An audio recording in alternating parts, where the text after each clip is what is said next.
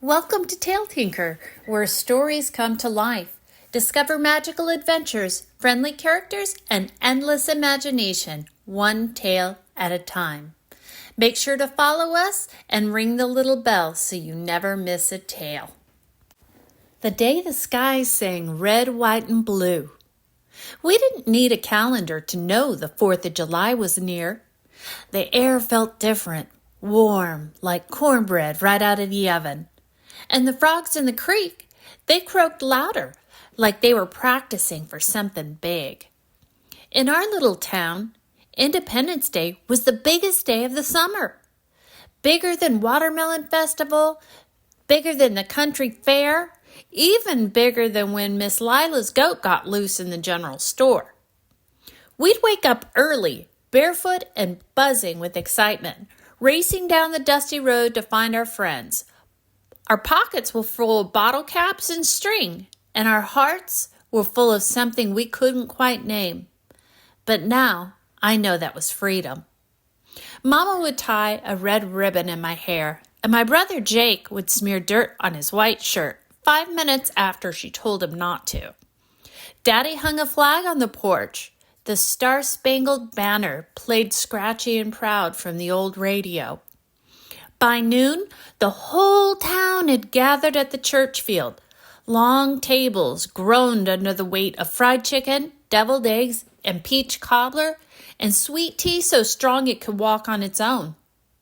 We kids ran wild, catching frogs, tossing beanbags, and climbing trees, while the grown-ups laughed and told stories about the good old days, which we figured might just be today. When the sun started sinking low, someone always stood up, usually Pastor Walker or old Mr. Henson, and gave a short speech. Not too long, because the kids would start fidgeting, but just long enough to remind us that freedom isn't free. That a long time ago, brave folks stood up for something true, and because of them, we could play and laugh and dream however we pleased.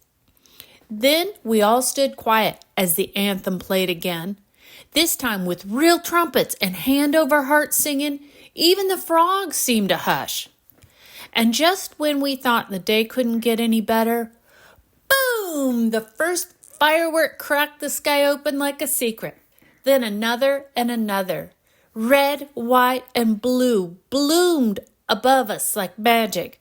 We all hollered and clapped like it was the best thing we'd ever seen. Maybe it was. We didn't have fancy stuff or big city parades, but we had something better. Each other, our town, and the feeling deep down that being America meant something real. We didn't understand all the history back then, but we knew this.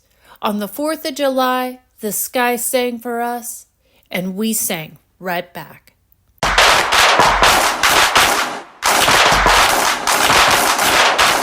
I hope you have a happy 4th of July. Thank you for joining us on this magical journey with TaleTinker. We hope you enjoyed today's story and that it sparked your imagination. We'll see you next time. Bye.